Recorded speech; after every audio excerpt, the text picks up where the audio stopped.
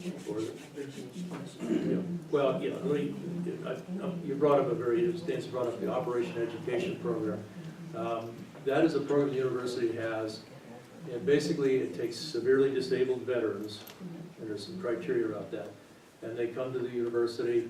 They're supported well beyond what the classroom support. For example, my wife was president of it. If a young veteran needs to go to Spokane, doesn't have a way, or doesn't have gas, we have a gas station here in town that will give them gas. They need a babysitter. Boom, we'll have babysitters for them. And one of the most successful cases where the vet couldn't stay on campus, left, just departed, let the spouse and 3 children. The operating program picked up her, sent her to school. She graduated. Now she's supporting that family. So that's a great program. And the challenge is it has to be severely disabled veterans, and we need to open that up a little bit. It would seem like either through the military or something that you ought to be able to locate these people. The state of Florida did that. They said that they had 11,000 vets, and when they finally did the hard number, it was like 26,000. Yeah. Those numbers, I've heard numbers from 123 to 138, depending whether it's whoever you're getting the information from. Yeah. We are just now, you may hear of a program called Project 43. It's a program that's funded by Albertsons, where they're bringing in Rubicon, Red, White, and Blue, Wounded Warrior program, integrating that in for the state here. So that's a major effort that's coming about. This whole idea of the governor bringing together all of us. I came in as a member of the state board, and we brought all the people that are providing services to the vet, and he said, wait a minute, you're overlapping, and you're leaving holes. So we need, where are those holes? What can we do to close them? And that's some of the things that we're doing. Yeah. So there is an attempt to try and find these people. Because I can see why you wouldn't want to, if you didn't have the education and didn't have the wherewithal to just do it. And so I was just trying to figure out what the difference was between the education program coming out of, say, 1945. Well, I think it was a different set of people came out of that World War II. That's true. Well, they were young kids too. Yeah, but they had a little bit of a different background with their parental and family situation when they went in, came out, and they had that goal. These young men and women sometimes come out and they're lost. A piece of miscellaneous information about 1947. First off, the University of Idaho had all those barracks where they'd been training radio operators and all the rest of it. Secondly, we had, I think in the fall of 47, the student population at the University of Idaho of veterans was something like 38%. It was pretty high, yeah. So, I mean, you had friends all around you who had been the same places, done the same things. Now, even though we've got 137,000 veterans in Idaho, they're that big of a percentage. And so if you go to the university, if you go any place, you go to the workplace, I mean, you're it. I mean, you're maybe the only one. Maybe there's one other guy over there someplace. But I mean, you're really, as Bill pointed out, you're alone and you don't relate to these people. Whereas before, in 1947, I mean, if the guy next to you wasn't a veteran, the next one was. I mean, it was... Well, and I wonder if our community reaction to the Vietnam War returnees didn't help stifle a lot of something. Yeah, I can give you a real world experience when I came here in the ROTC, and that was in about '86. I had a couple of professors up on campus that wouldn't let my students go to their classes in uniform. Yep. Because they were still had that mental kickback from Vietnam days. And so I had a nice long talk with the 2 of them, and I finally pulled the academy card out and said, look, we can send all these young men and women through the academy, you'll never get a chance to indoctrinate with your thoughts and ideas. And they finally broke down and let them start coming to class, but that just, it just drove them up the wall. I guess there's a lot, and look at our prejudices against just ordinary people, let alone the veterans that exist nowadays. Did you have a question? Yeah, I did. For the Veterans Court, is it contingent upon an honorable discharge to get into the program? I'm glad you brought that up. When we started this program, that's really what we were looking at, were honorable discharges. Now we're looking at other than honorable, and we are starting to look at dishonorable. And I actually sat in on a webinar yesterday where they were pointing out the speakers to take a look at these veterans, and it could be it's a case by case, you know, why were they discharged in this fashion? Could be drugs, alcohol, there could just be some different factors, and so take a look at that. But then the challenge is how do you get the document that says why they were discharged at this level? And this bill knows, and that's really difficult to get that from the VA. And we've run into so many problems with this council trying to find out how many veterans we have. You go to the Department of Army and say, give us a list. No, private information, you don't even need to know. You go to the Guard, here's all the information you want. So it just doesn't make sense, because, you know, it's frustrating, even at the state level and the national level too. So the Guard, I guess, is under state jurisdiction, New Jersey, yeah. and the other services are under federal. Right. And my argument to them, you know, at the council meeting, and I said, you know, we wait till these young men and women get discharged before we enter into it.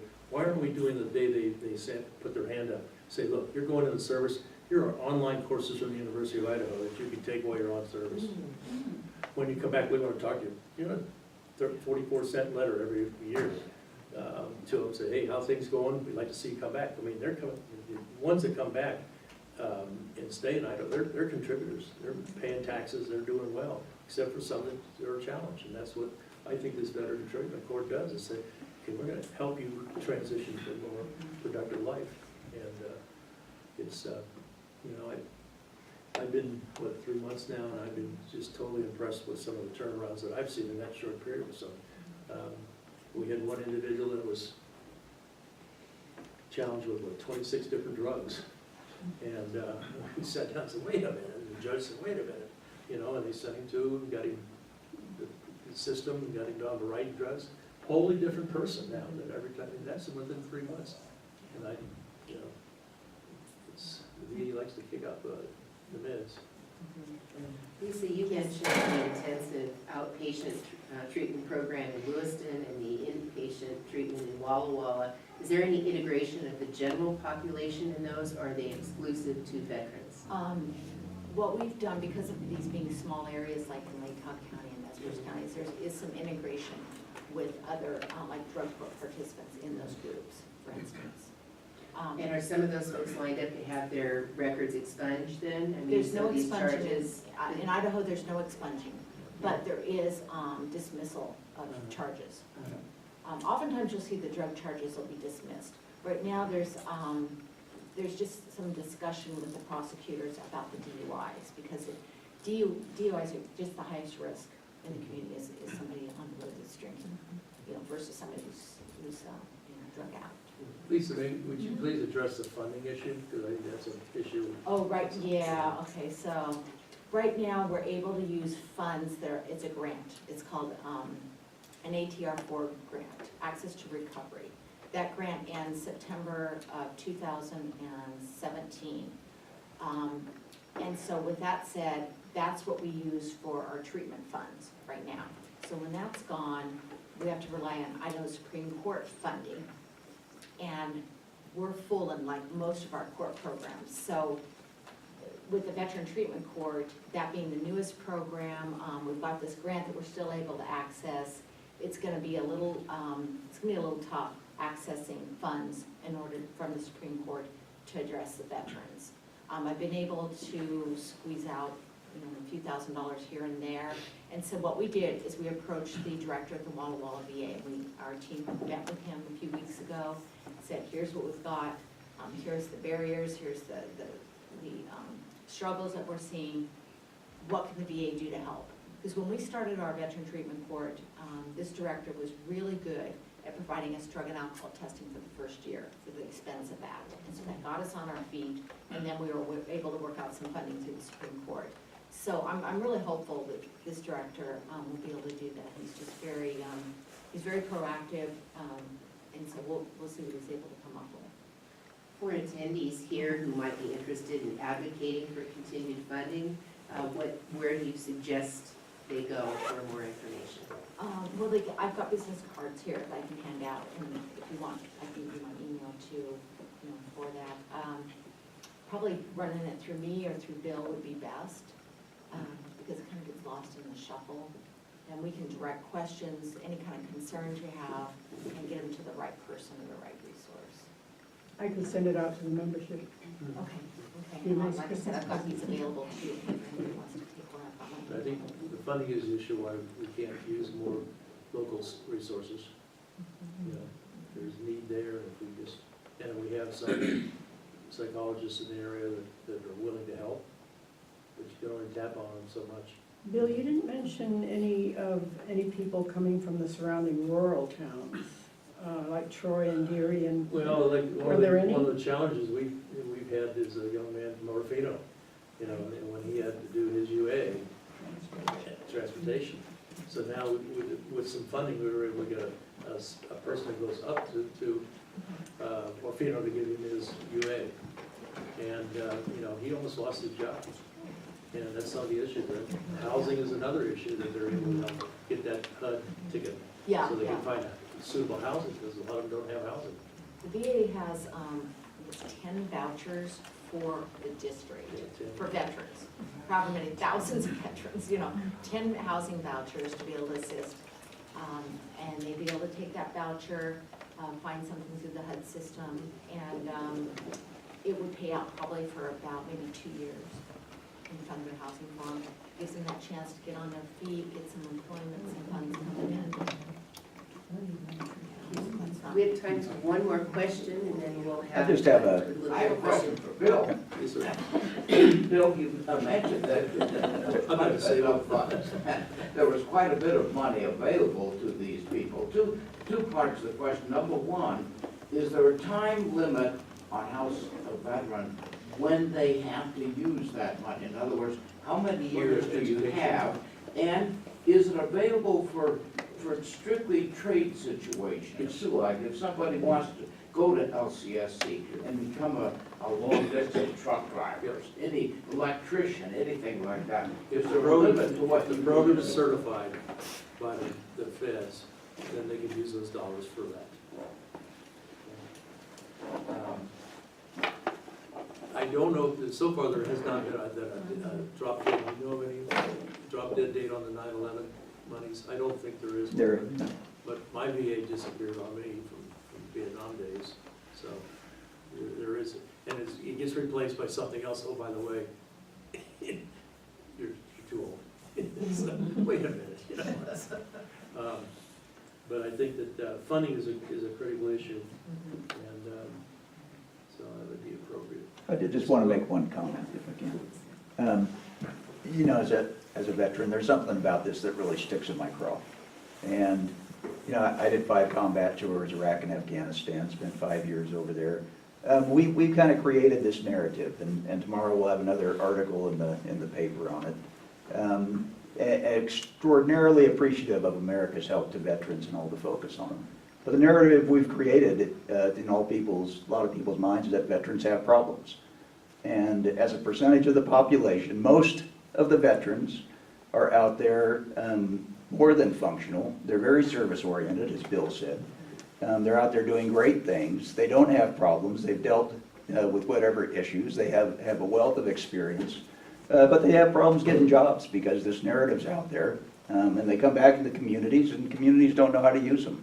They thank them for their service and say, if there's everything we can do for you, fine, but the job, no, we don't necessarily want all that baggage that you perceive you carry with our organization or as a part of it.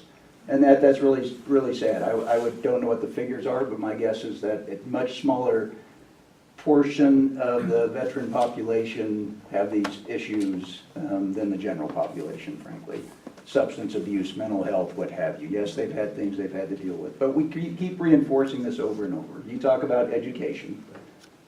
Fact is, the reason it's so low is because most of these guys and gals who went into the military weren't inclined to go to college. They wanted to go do something, and they wanted to get a job.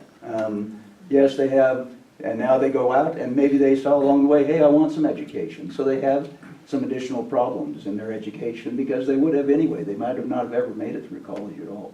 So there's a lot of hurdles there. And it's an unfortunate narrative. Yes, there are issues out there. Yes, a lot of focus on veterans' help. I want it. I want veterans to get it who need it. They've done something special for their country. But don't paint a broad brush in your mind of this is what veterans are about. It's not by any means. So, sorry, that's my soapbox. Excellent point. Excellent point, Thanks for yes. making So- that point. Well, we have just a couple of minutes here for some closing remarks and some thank yous for our guests this afternoon. Please join me in thanking our speakers.